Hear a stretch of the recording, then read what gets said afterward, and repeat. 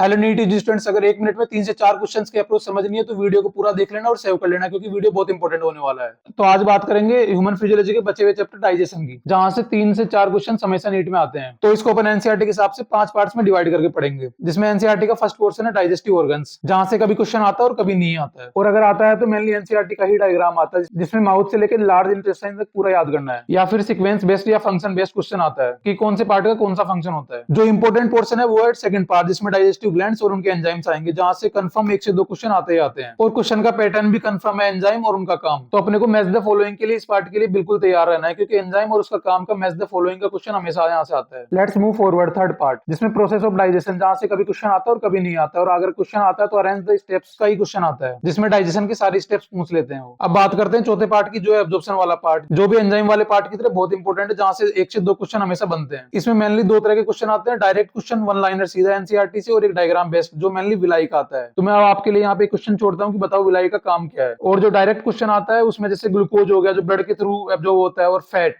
ये लिम्फ के through absorb होता है। ये बहुत बहुत इंपॉर्टेंट क्वेश्चन है। तो let's go to the last part, इजेशन। यहाँ से 0 से 1 क्वेश्चन हमेशा आता है, जो कि सीधा एनसीईआरटी की लाइन बेस्ड होगा। तो एनसीईआरटी का जो अंतिम पैराग्राफ है उसको अच्छे से पढ़ लेना। तो हर बार की तरह मैं इस चैप्टर की समरी बता देता हूँ, लास्ट टाइम के लिए आपको क्या रिवाइज करके जाना है। इसमें पहली टेबल जो बना वो एंजाइम की टेबल बनाना, जहाँ से लास्ट टाइम रिवीजन के लिए काम आएगी। दूसरी चीज, इसमें वन लाइनर काफी आते हैं, तो एनसीईआरटी के सारे वन लाइनर अच्छे से कर लेने हैं प्रैक्टिस। तीसरी चीज, डायग्राम और मैच द फॉलोइंग वाले की जितनी प्रैक्टिस कर सको उतनी प्रैक्टिस करो, क्योंकि ये क्वेश्चन हमेशा 1 से 2 आते हैं यहाँ से। तो अगर आपको डाइजेस्टिव सिस्टम्स के क्वेश्चंस का पैटर्न समझ में आया और भी बहुत सारे चैप्टर्स के बारे में जानना है, तो आईडी को फॉलो कर लेना और कमेंट कर देना नीट। इस चैप्टर के इंपोर्टेंस की पीडीएफ आपके डीएम में आ जाएगी।